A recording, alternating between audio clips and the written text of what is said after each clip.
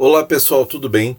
Então hoje eu quero fazer uma conversa pré-abertura de mercado, uma conversa pré-mercado, digamos assim, falando das minhas impressões, das minhas opiniões e alguns comentários aí de algumas coisas que é importante a gente saber para estar bem informado aí sobre os andamentos das finanças. Isso aqui é o DI Futuro, pessoal, para 2027. Vocês vejam um movimento bastante parecido com o do dia 10. Isso aqui foi do dia 11 de novembro.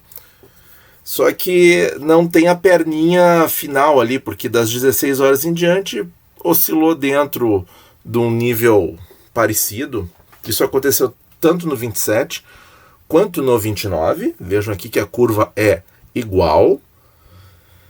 E no 31 também. Vejam que a curva é menos recortada porque justamente há um menor número de negociações. Mas todos eles, o 31 aumentou quase 1,5, o 29 aumentou 1,54 e o 27 aumentou quase 1,5. Então, o movimento foi o mesmo nos 3 DIs. Então, o DI Futuro 27, ele está aí próximo, mas ele reflete muito bem o longo prazo. Então, gente, e na curva de um mês? Na curva de um mês, o que a gente vê? A gente vê aí uma retomada, uma reescalada do estresse. Então, temos algumas coisas que eu quero comentar aqui. Por exemplo, a bolsa caiu 0,25, o que é pouco. Isso aqui pode ser um movimento qualquer de realização de lucros. Esse número em si não é significativo. A alta do dólar também não foi grande. Mas o que eu vou destacar aqui? Tem essas questões aqui, as falas do presidente da República, a nova onda da doença, deram pessimismo ao mercado financeiro.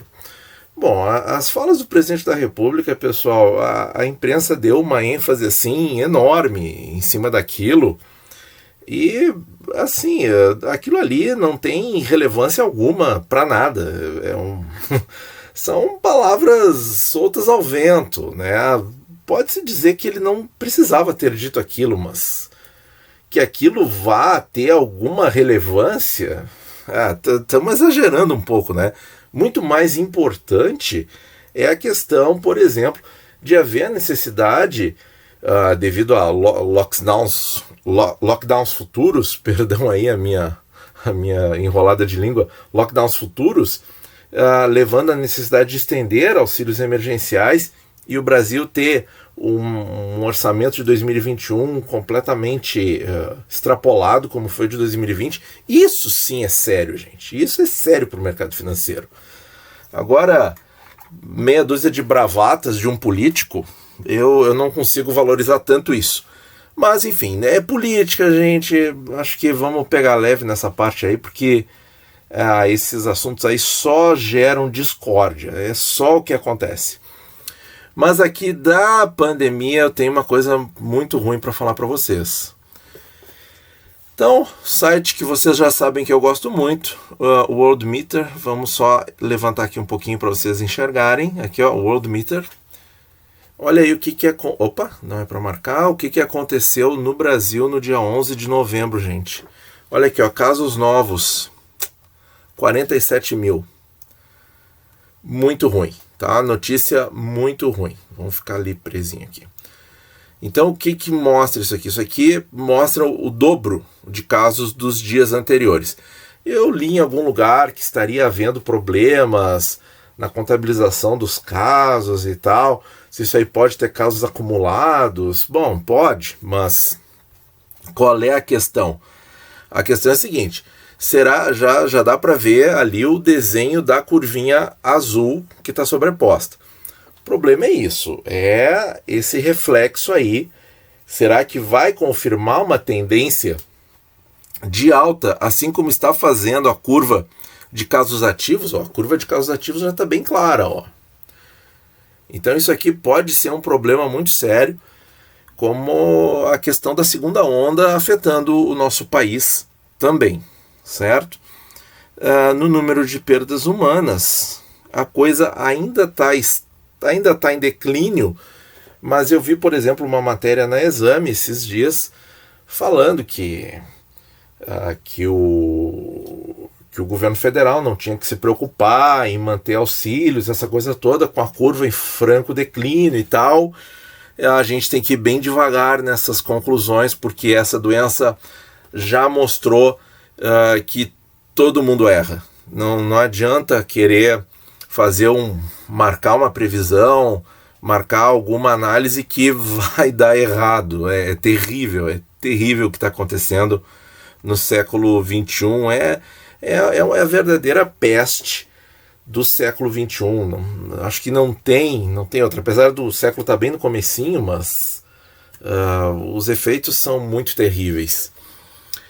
Bom, gente, outra coisa que eu quero comentar é isso aqui, ó.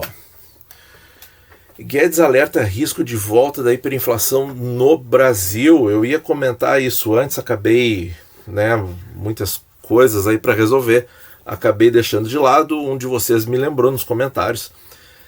Tá aí a manchete e a questão é a seguinte. Eu creio que foi retirado um pouco de contexto, tá? Mas de qualquer maneira eu acho que ele, na posição que ele ocupa, com o conhecimento que ele tem, ele sabe que o ministro disse também que está frustrado por não ter conseguido privatizar as estatais que havia planejado. Ele sabe, porque ele cita assim, se o Brasil não conseguir arrolar adequadamente a dívida pública federal. Então, pessoal, vamos deixar aqui na tela de preços e taxas de ontem. Então, gente, assim, ele sabe que o Brasil consegue arrolar essa dívida. Ele sabe aqueles números dos leilões muito melhor que eu, muito melhor que qualquer um de nós. Isso aí, eu acho que não há dúvidas disso. E além do mais, da experiência dele, pelo amor de Deus. Eu sou só um investidor metido, né? Ele não, ele é o ministro da Economia. E vem ele fala um troço desses, que o Brasil está em risco de hiperinflação. Coisa que, para mim, no momento, e eu acredito que a opinião aí da maioria das pessoas sensatas vão dizer a mesma coisa. Não tem risco de hiperinflação, né? Mas ele falou isso. E aí eu acho que, não vou dizer que o emocional dele pegou, mas para ter falado isso, mas eu acho que ele deu uma carregada nas tintas. Não sei se vocês sabem dessa expressão, acho que sim, né? Carregou as tintas, ele exagerou muito, ele deu uma carga muito emocional, ele chega a ser quase que um golpe baixo.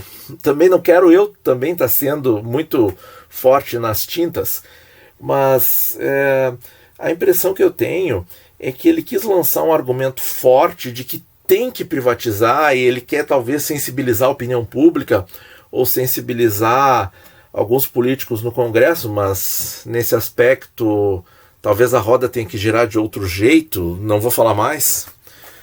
Mas veja só, porque aqui, no contexto que ele falou tudo isso, ele citou que um secretário de governo já saiu porque as privatizações não andaram, que tem entraves políticos muito amarrados, muito fortes, que não permitem que as privatizações andem, e ele deu assim, talvez também uma exagerada, dizendo assim que com as privatizações iria se ter o dinheiro para resolver os problemas sociais e não sei o que, os programas sociais, melhor dizendo, e etc, o que a gente sabe que é uma solução de curto prazo, né? Porque claro, a ideia de reduzir o Estado é interessante, claro que é, mas resolve o problema naquele ano, porque depois você não tem mais os ativos para vender e fazer caixa. Então, realmente, a fonte de financiamento do programa social tem que ser uma fonte recorrente e não pontual. Mas eu consigo entender a posição dele, só que eu acho que foi um pouco exagerado. E aí a gente pega uma mídia, né, que gosta de enfatizar bem os pontos negativos, aí tá o prato cheio, né? Mas assim, se o mercado levou a sério esse risco de hiperinflação, Eu acho que não, gente. Acho que não, porque não faz sentido na conjuntura atual, certo? Não faz sentido falar em hiperinflação. Mas eu acho que ele carregou nas tintas para ver se o pessoal se sensibiliza e toca adiante os projetos de privatizações. Eu acho que ele fez com esta intenção, mas é só uma interpretação, é só uma opinião, certo? Eu acho que o mercado continua estressado com as indefinições do mundo, com coisas como isto aqui, por exemplo, extremamente grave e preocupante. Será que isso aqui vai se consolidar como tendência? Vamos ver nos próximos dias. Mas aqui nós temos o dobro de casos diários. Nós víamos tendo na casa de 20 e poucos mil casos, às vezes menos. Em dias aí, às vezes 8 mil casos. Olha aí, a curva estava muito em muita queda, mas veio esse número no dia 11 de novembro. Isso sim é problema. As repercussões econômicas que esse problema de pandemia pode gerar depois, isso sim é que é grave. Por isso, gente, que eu continuo um pouco pessimista com as taxas no Tesouro. Eu acho que elas vão continuar subindo. Pode ser que faça um movimento em contrário, sei lá o que vai acontecer nos Estados Unidos. Como é que eu posso dizer?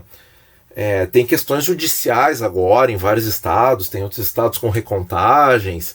Pode ser que o mercado tenha estressado isso também, mas as bolsas lá fora estão bem. Então eu acho que o mercado não está dando muita bola para isso aí. Acho que o mercado assimilou que é o Biden e ficou satisfeito com isso. E ok, maravilha.